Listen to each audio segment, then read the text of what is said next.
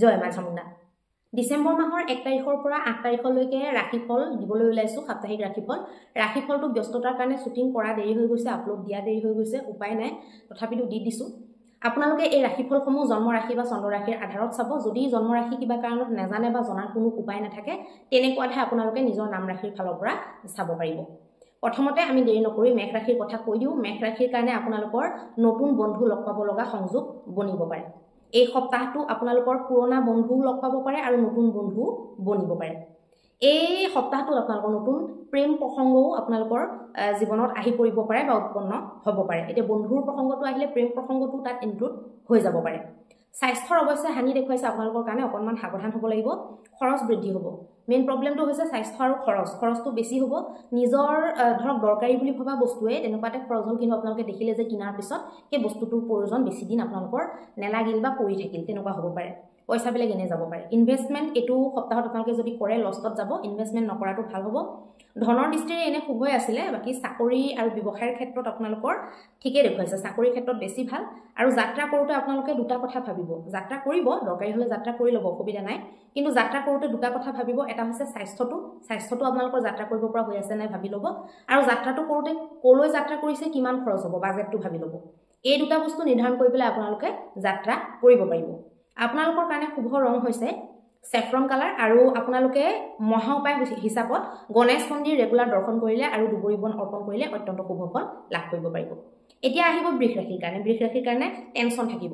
Tension বহুত বাঢ়ি থকা যেন অনুভৱ হ'ব। আপোনালোকৰ যাত্ৰা হ'ব, কিন্তু আপোনালোকে মেষ ৰাশিৰ নিচিনাকৈ একেই আপোনালোকে যাত্ৰা কৰোঁতে নিজৰ স্বাস্থ্যটো চাই ল'ব যে স্বাস্থ্যটোৱে আপোনালোকক অনুমতি দিছে নে দিয়া নাই, আপোনালোকৰ পকেটত বাজেটটো আছেনে নাই, বাজেট ফ্ৰেণ্ডলি হয়নে নহয় আপোনালোকৰ যাত্ৰাটো, সেই বস্তুটো আপোনালোকে চাই ল'ব। ধন চাই আৰু স্বাস্থ্য চাই পেলাই যাত্ৰাবিলাক যদি প্লেনিং কৰে, তেতিয়াহ'লে ইমান অসুবিধা আপোনালোকে নাপাব।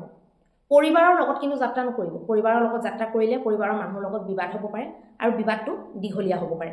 ভূমি ভৱন বাহন আদিৰ যুগ আপোনালোকৰ কাৰণে দেখুৱাইছে।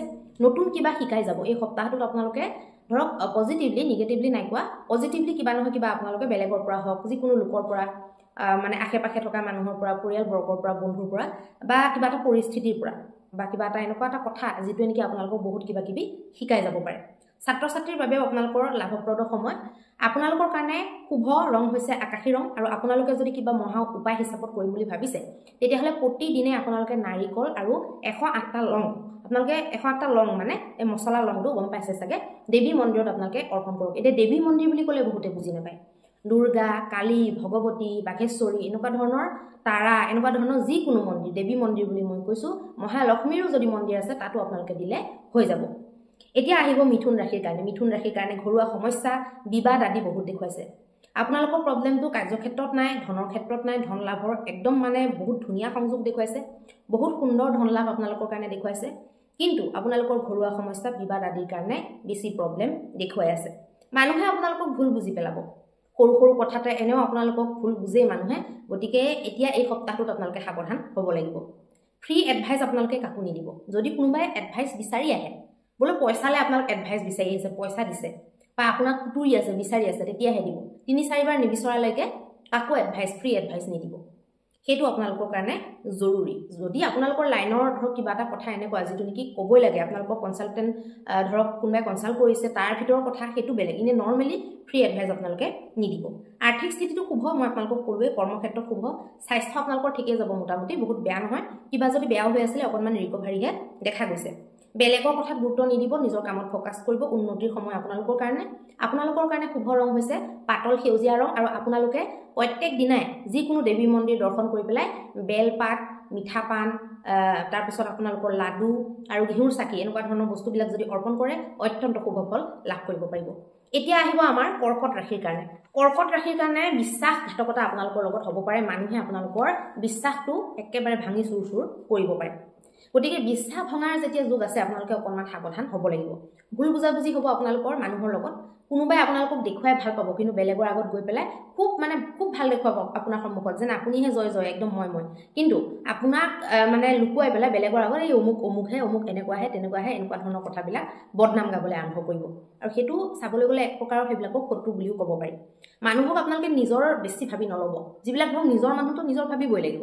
যিবিলাক নিজৰ মানুহ নহয় কিছুমানে এনেই ডিঙিত ওলমাই লয় নিজৰ নিচিনা ভাবে বোলে অকল ভবাটোৱে তেওঁলোকৰ কাৰণে মেইন তো সেই বস্তুবিলাক আপোনালোকে অকণমান ইগনোৰ কৰিলে ভাল হ'ব দূৰত ৰাখিলে ভাল হ'ব মনটোত আপোনালোকৰ ক্লেশ হৈ থাকিব আপোনালোকৰ মনটো চিন্তাৰে আগুৰি থাকিব চিন্তিত আপোনালোকে হৈ থাকিব 100টা চিন্তা আপোনালোকৰ আহিব অনুভৱ আপোনালোকৰ মানে এইখিনি সময়ত বাঢ়িব ক'বলৈ গ'লে বহুতটা বস্তু দেখি শুনি অনুভৱ বাঢ়িব পাৰে যদি আপোনালোকে নিজে একো মূৰ নোপোৱা নিচিনা লাগে তেতিয়াহ'লে আপোনালোকে অনুভৱী যিকোনো ব্যক্তিৰ পৰা এনেকুৱা ব্যক্তি যিনকি আপোনাৰ নিজৰ তেজৰ সম্পৰ্কত থকা বা আপুনি জানে যে আপোনালোকৰ হিতচিন্তক শুভচিন্তক তেনেকুৱা মানুহৰ পৰা আপোনালোকে কিবা নহয় কিবা অনুভৱ থকা হ'ব লাগিব যিটো বিষয়ে আপুনি সুধিবলৈ গৈছে সেইটো বিষয়ত এক্সপাৰ্ট ব্যক্তি যিনকি আপোনাক অৰিজিনেলি একদম একচুৱেলি ভাল পায় ছাপোৰ্ট কৰে তেনেকুৱা মানুহৰ পৰা যিটো নেকি আপুনি জানে বছৰ বছৰ ধৰি জানি আহিছে সৰুৰ পৰা পাইছে তো তেনেকুৱা মানুহৰ পৰা আপোনালোকে এডভাইচ ল'ব পাৰে ভাল হ'ব আৰু তেনেকুৱা মানুহৰ পৰা যে এডভাইচ লোৱাৰ পিছত সিদ্ধান্তবিলাক লয় তেতিয়াহ'লে ভুল হোৱাৰ সম্ভাৱনা নাথাকে আৰ্থিক দিশটো আপোনালোকৰ শুভ দেখুৱাইছে আৰু লগতে পৰিবাৰৰো সংযোগ আপোনালোকে পাব পাৰিব খালি বাহিৰা মানুহৰ পৰাহে সমস্যা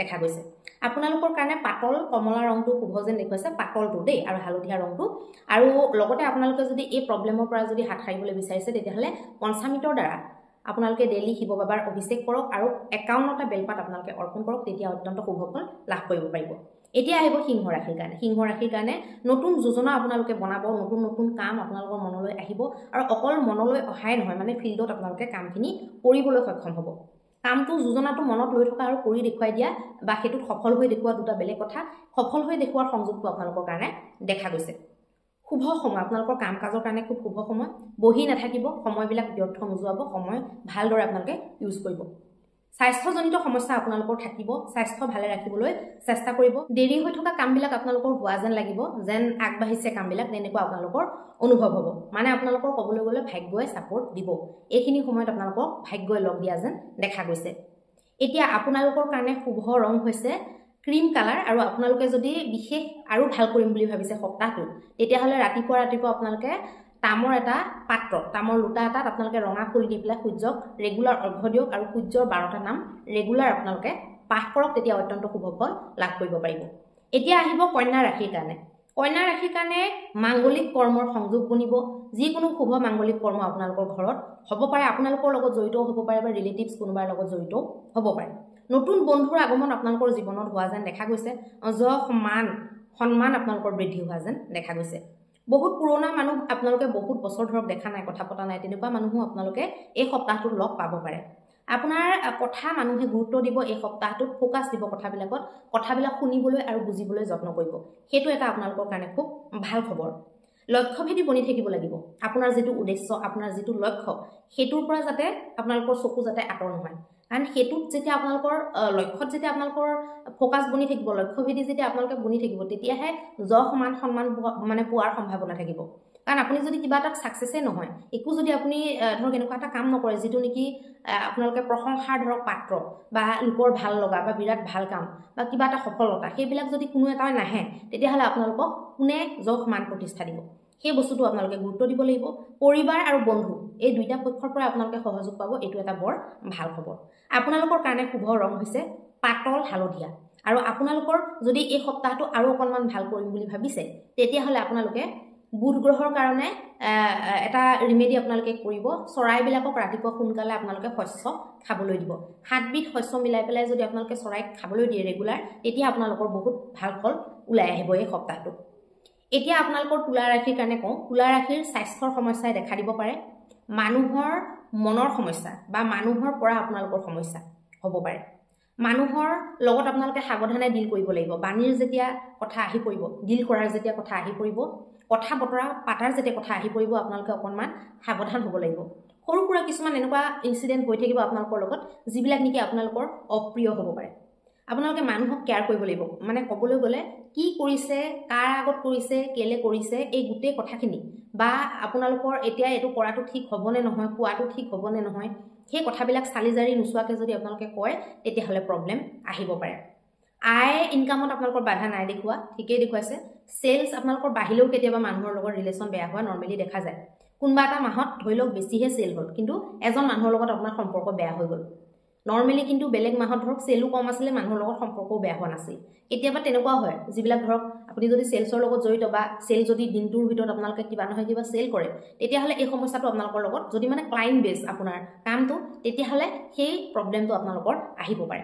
আপোনালোকৰ কাৰণে শুভ ৰং হৈছে ক্ৰীম কালাৰ আৰু বগা। আৰু আপোনালোকে যদি এই সমস্যাবিলাকৰ পৰা মানে যিকেইটা সমস্যা দেখুৱাইছে তাৰ পৰা যদি ওলাম বুলি ভাবিছে, তেতিয়াহ'লে আপোনালোকে দেৱী মন্দিৰত সদায় লাডুৰ ভোগ লগাব লাগিব। 5টা লাডু আপোনালোকে দেৱী মন্দিৰত সদায় অৰ্পণ কৰিব আৰু ঘিউৰ চাকি এগছ আপোনালোকে অৰ্পণ কৰিলে অত্যন্ত শুভ ফল লাভ কৰিব পাৰিব।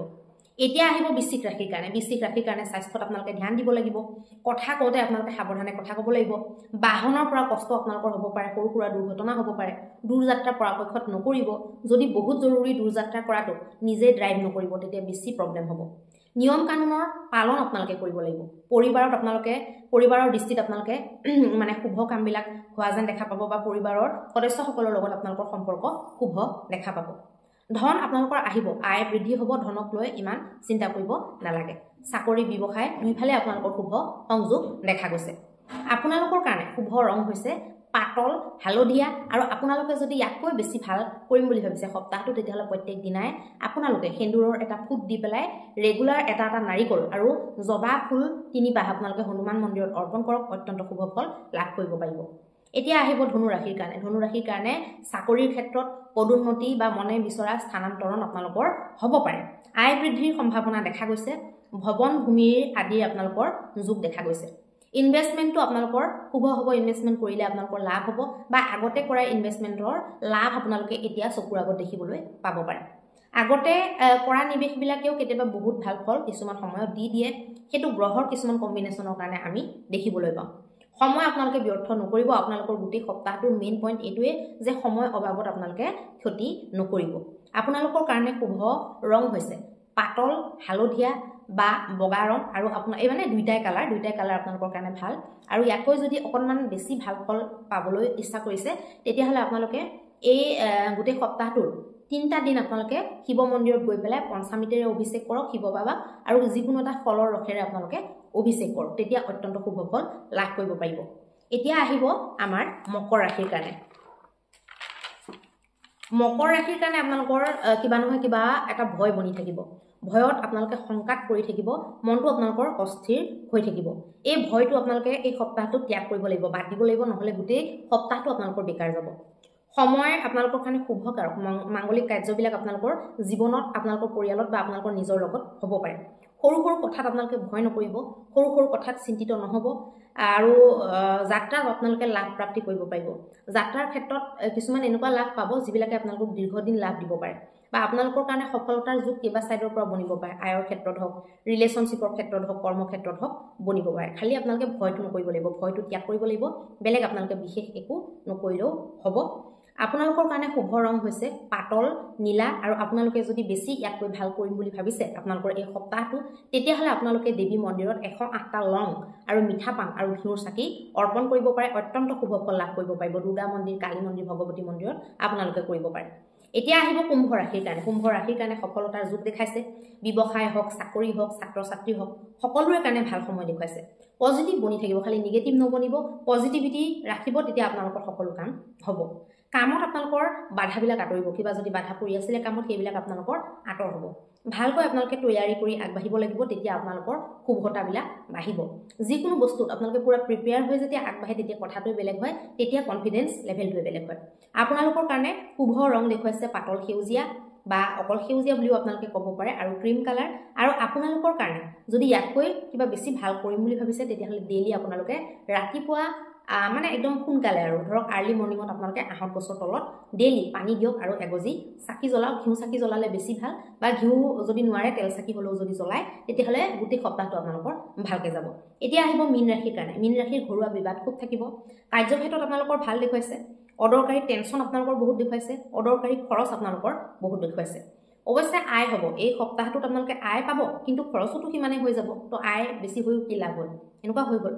দীৰ্ঘকালিক যিবিলাক বস্তু নালাগে, ধৰক বহুত দিনলৈকে নালাগে, ঘপককৈ আপোনাৰ অনুভৱ হৈছে লাগিবৰ নিচিনা লাগিছে, কিন্তু আপোনাক নালাগে, নৰ্মেলি আপুনি 3-4 দিন ভাবি চিন্তি বস্তু যদি কিবা হেভি এমাউণ্টৰ বস্তু কিনিব লগা হয় আপোনালোকে তেনেকৈ কিনিব, তেতিয়া আপোনালোকৰ কাৰণে ভাল হ'ব।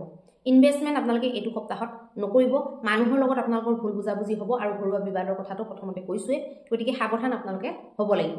আপোনালোকৰ কাৰণে শুভ ৰং হৈছে বগা ৰং আৰু পাতল হালধীয়া ৰং, আৰু আপোনালোকে যদি এই বিবাদ চিবাদৰ পৰা যদি মুক্তি পাবলৈ বিচাৰিছে তেতিয়াহ'লে ৰেগুলাৰ আপোনালোকে অপৰাজিতা ফুলৰ মালা বনাব, নহ'লে এনে অপৰাজিতা ফুল ল'ব, 108টা আপোনালোকে লং ল'ব, অকণমান তিল ল'ব আৰু অকণমান কৰ্পূৰ ল'ব। এই বস্তুখিনি আপোনালোকে ডেইলি আপোনালোকে যিকোনো মন্দিৰত যদি অৰ্পণ কৰে তেতিয়াহ'লে আপোনালোকৰ খুব ভাল হ'ব। বিশেষকৈ যদি দেৱী দুৰ্গা বা কালীৰ মন্দিৰ হয় তেতিয়াহ'লে আপোনালোকৰ কাৰণে বেছি ভাল হ'ব।